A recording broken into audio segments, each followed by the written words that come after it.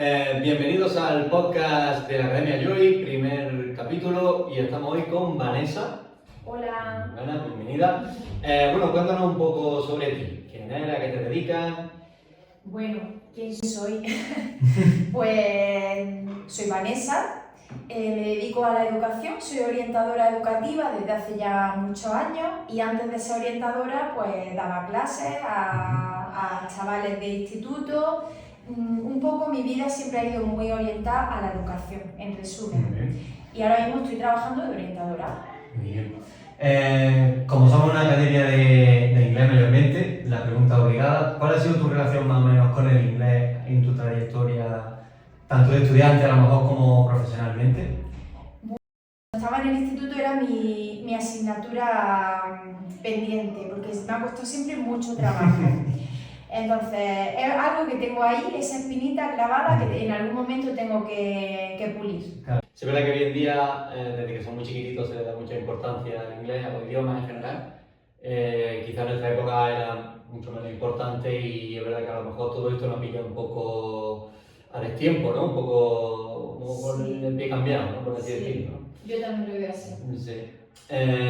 Bueno, pues cuéntanos un poco tu experiencia en los centros educativos como orientadora. En general, ha sido una experiencia que te ha aportado, que te costó más al principio, cómo te ha ido desenvolviendo con las distintas situaciones que te has ido encontrando. Cuéntanos un poquito. Bueno, para mí mi trabajo es una fase primordial de mi vida. Tengo otras cosas, pero el trabajo para mí, a mí me encanta mi trabajo. De hecho, yo siempre digo que si me quedara sin este trabajo, yo no sé, es como si me cortaran un brazo o una pierna. Sí, es parte de ti totalmente. Sí. Y dificultades al principio, pues el querer dar respuesta a todo, pero claro, desde el desconocimiento, porque cuando empiezas a trabajar no tienes ese bagaje que puedo tener ahora. Ahora, por ejemplo, me surge un conflicto, me surge cualquier cosa y tengo muchos recursos. Sé cómo tengo que intervenir rápido. Antes eso no era así. Claro. ¿Crees que realmente cuando empiezan los orientadores, los profesores, sobre todo en centros públicos, se tiene que empezar sí o sí muy verde? De alguna manera te vas haciendo con el paso del tiempo, ¿no? Verde no, se empieza en semilla, Sí. en flor, se empieza en flor. No, Sí. vamos a dejar un poquito semilla. más avanzado. Sí. Sí, porque la teoría está muy bien, pero cuando tú llegas a un centro educativo, la realidad es totalmente diferente a lo que te venden en los libros, en los temas, Sí. el temario de posiciones. No tiene nada que ver, o lo que tú ves en la carrera. Claro. Tienes que hacerte, yo diría que a lo mejor no de cero, pero sí desde el 10%. Conoces el 10%, te queda todavía el 90%. Es decir, que realmente podríamos decir como que falta mucha práctica, ¿no? Muchísima. Normalmente se dice mucho esto de la educación en general en este país, que se sale muy bien preparado teóricamente, pero que luego, ¿verdad?, siempre nos falta ese plus de estar en contacto con la realidad que luego te vas a encontrar en el trabajo. Sí, de hecho, los prácticos que vienen a los coles o a los institutos, yo me doy cuenta que tienen la mayoría mucha predisposición, pero claro, ellos no hablan mucho de la teoría. Cuando se encuentran con la realidad, que tú tienes clases tan diversas, niños con diferentes niveles, familias diversas, porque si los niños son diversos, las familias también lo son, pues es muy complicado. Entonces, yo creo que el camino al final se hace con la práctica. La teoría es muy bonita, está preciosa en los manuales, pero hay que remangarse y ponerse al lío. ¿Y crees que vamos en el buen camino de cara al futuro en cuanto a esta tesitura, ¿no? De que la gente a lo mejor pueda entrar o mejor preparada o con un poquito más de rodaje, o seguimos un poco estancados en esa sensación de todo mucha teoría, muy teórico y luego ese choque práctico? Creo que poco a poco hay más prácticas, ¿no? Por ejemplo, en educación, yo te hablo de educación, hay muchísimas más prácticas. Antes, por ejemplo, solo teníamos 2 prácticas a lo largo de... Antes la carrera no era grado, ahora se denomina grado. Sí. Y ahora sí que tienen más, creo que hay más prácticas, pero es verdad que son prácticas de periodos muy cortos. Entonces, ¿vamos en buen camino? Sí, pero muy poco a poco. Creo que debería de ser más práctico que teórico, para que las personas que están formadas pues, puedan empezar a trabajar y no estén tan verdes. Claro, muy bien. Pues vamos a hablar ahora de la importancia de lo que es la gestión emocional en el aula. Antes hablamos de que con el tema de los idiomas a nosotros nos ha pillado un poco tarde. Quizá también esa gestión emocional en el aula nosotros hemos tenido mucha carencia y hoy en día, o últimamente sí se está dando como esa importancia a la educación emocional dentro del sistema educativo. ¿Cómo ha sido este proceso? ¿Cómo de importante es que se preste atención a las emociones, ¿no? y a cómo son, cómo están los niños y las niñas en el aula? Bueno, pues me viene a colación utilizar una frase que dice Francisco Mora, un neuroeducador de la neurociencia, especialista. Él dice que no se puede aprender aquello que no se ama. Entonces, si nosotros, está científicamente demostrado que el cerebro, o sea que el aprendizaje, la idea esa que nos decía, los niños aprenden como esponjas, no es cierta. Los niños aprenden si tú les ofreces un contenido que es atractivo para ellos. Entonces, si seguimos estancados en las clases magistrales de libros, ejercicios, de escúchame una hora, eso no funciona. Imposible. Entonces, tenemos que captar su emoción, es decir, que lo que le transmitamos sea interesante para que los niños aprendan. Entonces, pienso que volviendo atrás, la formación de los docentes tiene que ir encaminada en ese sentido. Mucha educación emocional para poder transmitir conocimiento, porque el conocimiento lo puede saber cualquiera. Ahora, cómo transmitirlo y cómo atender a esas emociones, porque cuando alguien emocionalmente no está bien, pues difícilmente va a aprender. Claro, porque digamos como que este trabajo empieza en los propios docentes, ¿no? Que realmente no reciben una educación, una formación de gestión emocional, ni siquiera para ellos mismos, ¿no? Por ejemplo, en mi caso que, bueno, pues soy licenciado en Historia, si yo hubiese decantado ese recorrido a través de la enseñanza en institutos públicos, a través de exposición, yo no tengo esa formación desde el punto de vista de la gestión emocional en el aula, ¿no? Entonces, habría que empezar cambiando eso para que fuese realmente útil, ¿no? Y fuese práctico y se pudiese aplicar, ¿no? Sea realista, ¿no? Claro, pero para eso el currículo, aunque la normativa actual nos dice que hay que trabajar en pro de la educación emocional, desarrollo integral del alumno y todo lo que tú quieras, pero al final solamente muchas veces nos ceñimos a es que hay que llegar al objetivo, es que hay que dar el temario, es que entonces esa noción yo creo que tenemos que romper los esquemas y también trasladárselo a la familia.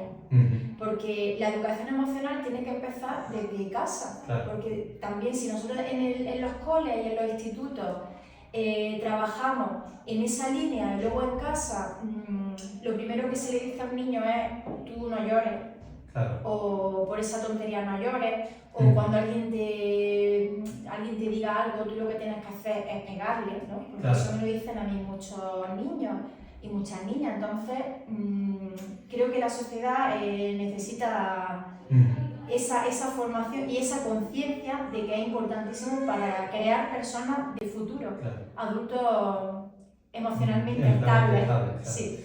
¿Crees que vamos en el buen camino ahora mismo? Es decir, porque entiendo que esto es una cosa que poco a poco se le está dando más importancia, se hacen cada vez más talleres, se habla, ¿no? Ya el hecho de que se hable de las emociones, se hable de educación emocional, entiendo que es una buena señal, pero que igualmente también estamos en fase de semilla, ¿no? Por así decirlo. Yo creo que hay como dos vertientes. Por un lado, ya me estoy centrando en lo que es como sociedad. Por un lado, gente que está muy en pro de la educación emocional e intenta currárselo en la casa. Sí. Y luego está el otro extremo que no. Pero también te digo que los que sí se están confundiendo, porque educar emocionalmente no es que el niño haga todo lo que quiera. Claro. Entonces, es enseñarle a identificar sus emociones, a identificar las emociones de los demás y a que sepa gestionarlas. Entonces, muchas veces se confunde con que el niño no llore, que el niño no sufra, claro. Y no. Entonces, tenemos que ir en esa dirección. línea. Yo entiendo que, claro, hoy en día, tal y como está montado el día a día de las personas, muchas veces la familia incluso, se hace muy difícil para las familias gestionar este tipo de situaciones. Entiendo situaciones de estrés y de ansiedad por parte al final todos los miembros de la familia, pero si papá y mamá están trabajando todo el día, ese niño, esa niña viene muy quemado del instituto, de un instituto o de un colegio donde al final esa metodología, ¿no?, de educación muy tradicional, donde al final muy desmotivador para ellos. Entiendo que toda esa gestión emocional, tal y como vivimos hoy en día, es todavía más difícil, ¿no? Incluso se añade problemas de adicción con nuevas tecnologías, redes sociales, las pantallas, todo eso entiendo que dificulta mucho, ¿no? Que por un lado, últimamente sí se ha hablado más, se ha puesto sobre la mesa la educación emocional, pero a la vez tenemos esa lacra de una sociedad muy estresante, sin tiempo, muy demandante, muy adictiva. Entonces entiendo que es como muy difícil para las familias, ¿no?, lidiar con todo eso. Pero yo pienso que hay que buscar momentos en los que hay que parar. Usamos una agenda para todo, ¿no? O sea, yo, por ejemplo, tengo una agenda desde por la mañana hasta por la tarde con cosas. Entonces, hay que buscar momentos en los que se pare. Y sobre todo a nivel de familia. No sabéis lo importante que es que la familia coma junta, que la familia cene junta, hacer actividades en familia. Entre semana es verdad que con el trabajo cuesta más, pero están los fines de semana, siempre hay momentos. Y si laboralmente hay que tener un horario fijo, ahí no puedes hacer nada, pero sí buscar el momento para parar. Es importante que nuestros hijos también aprendan a parar, porque si no, claro, ¿qué estamos transmitiéndoles? Que hay que estar siempre en actividad, que hay que ser siempre productivo y no porque por ahí no va, si no, las consultas de psicólogos se van a llenar de gente, que a ellos les va a venir muy bien. Sí, pero es verdad que no claro. es la idea. Entiendo que tiene que haber una sincronía de trabajo en el aula y trabajo con la familia, como has dicho antes. Totalmente. ¿Algún consejo o alguna línea que seguir para esa familia que, bueno, pues ella se intenta, ¿no?, siempre el estar con ellos, acompañarlos en todo su proceso educativo, pero al final estamos tratando de formar, pues, son niños, es infancia todo y es una etapa súper importante, ¿no? Entonces, ¿algún consejillo, alguna línea a seguir para esas familias, para que estén coordinándose con el colegio, con el instituto, con los centros educativos a los que vayan sus hijos? Pues mira, muchas veces yo me doy cuenta de que los maestros, las maestras, pues piden tutoría, ¿no? Les dan tutoría a los padres. Y ellos sí, vienen y bueno, te hacen así con la cabeza, ¿no? Sí, te hacen mucho caso, pero luego después tú ves que realmente no se pone en práctica. Entonces, si una familia no entiende lo importante que es la conexión, una familia o un maestro, ambas partes. Lo importante, como tú dices, la coordinación, que es muy importante, coordinarse es muy complicado. Entonces, desde los centros educativos, pues se pueden crear, por ejemplo, escuelas de padres, que sería maravilloso. Lo que pasa es que cuando se ha intentado, yo lo he intentado en varias ocasiones y han venido 4 o 5 personas, no han venido más. Por esto que estamos hablando, estamos todos muy ocupados, entramos en bucle, es que por la tarde es cuando yo tengo que llevar a los niños a las actividades. Entonces, ¿cómo podemos hacerlo? Pues preocupándonos por nuestros hijos, mandándole un mensaje. Ahora está la aplicación iPase. Sí, ahora en principio debería ser más fácil que nunca, ¿no? Oye, ¿cómo va mi hijo? Ya está. Y hay ese feedback, ¿no? Pues si va bien, todo va bien, pues mira, puedes trabajar esto, o estamos, porque muchas veces yo sí me doy cuenta de que las familias no saben por qué línea va el maestro, ¿no? Sobre todo en primaria. Entonces, esa comunicación continua es importantísima. Y hacer mucho caso a lo que dice el maestro, porque si desde el aula se está trabajando de una manera y luego en casa se hace de otra manera, hay una... Hay algo ahí que no cuadra, sí. ¿no? Una pieza de un puzzle que esa pieza no va ahí. Claro.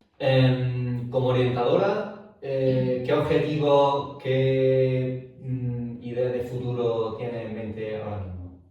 Pues mira, ahora mismo, para mí, ahora mismo llevo ya años muy metida en el tema de la neuroeducación y la educación emocional y la educación en positivo.